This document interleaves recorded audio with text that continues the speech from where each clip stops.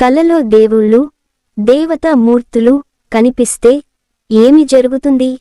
ఎటువంటి ఫలితాలు కలుగుతాయి? స్వప్న శాస్త్రం ప్రకారం చాలామందికి కలలో దేవుళ్ళు మరియు దేవతామూర్తులు కనిపిస్తూ ఉంటారు. అలా కలలో దేవుడు కనిపించడం భవిష్యత్తులో జరిగే అనేక పరిణామాలకు సూచన అని చెబుతున్నారు. స్వప్న శాస్త్రం ప్రకారం రాత్రిపూట నిద్రపోయే సమయంలో మనకు వచ్చే కలలు దేవుళ్ళు లేదా వివిధ దేవతలు కనిపిస్తే ఆ కలల యొక్క అర్థం ఏమిటో ఇప్పుడు మనం తెలుసుకుందాం. కలలో శ్రీరాముడు కనిపిస్తే జీవితంలో గొప్ప విజయాన్ని సాధించబోతున్నారని అర్థం. జీవితంలో పురోగతికి మార్గం తెరవబడుతుంది అని సంకేతం. కలలో లక్ష్మీదేవి కనిపిస్తే ఆకస్మిక ధన లాభం వస్తుందన్న సూచన. అంతేకాదు ఇంట్లో సంతోషం, శ్రేయస్సు వెల్లివిరుస్తాయి అన్న సంకేతం. కలలో శివలింగ దర్శనం అయితే జీవితంలో అప్పటి వరకు పడిన అనేక కష్టాలు తొలగిపోతాయని సూచన.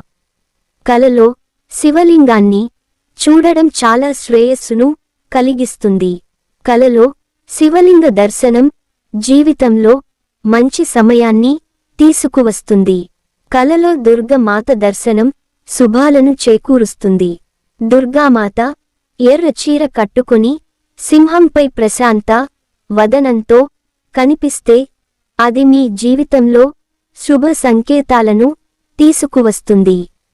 అలా కాకుండా దుర్గామాత రూపంలో గర్జించే సింహంతో ఆగ్రహంతో కలలో కనిపిస్తే అది మీకు భారీ నష్టాన్ని కలిగిస్తుంది. కలలో విష్ణుమూర్తి కనిపిస్తే అదృష్టానికి చిహ్నమని చెబుతున్నారు.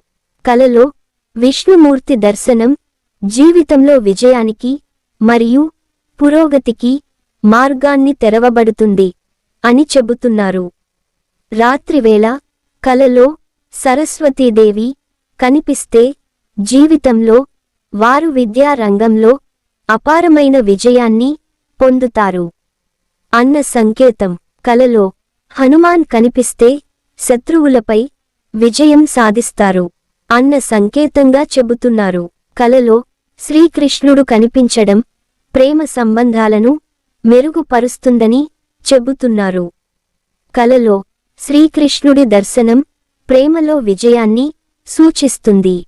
కలల్లో కనిపించే దేవతలు, దేవుళ్ళు మన జీవితంలో భవిష్యత్తులో జరిగే అనేక సంఘటనలకు సూచికగా చెబుతారు. స్వప్న శాస్త్రం ప్రకారం కలలో దేవతలు, దేవుళ్ళు కనిపిస్తే చెడు కంటే మంచే ఎక్కువ జరుగుతుందని పండితులు చెప్తున్నారు. మీ కలలో లక్ష్మీదేవి కమలంపై కూర్చున్నట్లు కనిపిస్తే అది చాలా పవిత్రమైన కలగా స్వప్నశాస్త్రంలో పరిగణిస్తారు. ఈ కల సంపదకు చిహ్నం. మొత్తానికి దేవుడు కలలోకి రావడం వల్ల అంతా శుభమే జరుగుతుంది. అందుకే దేవుడు కలలోకి వస్తే నిద్ర లేచాక దేవుని మందిరానికి వెళ్ళి దేవునికి నమస్కరించాలి. మీకు గనక ఈ వీడియో నచ్చితే ప్లీజ్ లైక్ చేసి సబ్స్క్రైబ్ చేయండి. ఇంకా మీ ఫ్రెండ్స్ మరియు కుటుంబ సభ్యులకు షేర్ చేయండి. ఇంకా మీ సపోర్ట్ నాకు అందించండి. Thanks for watching.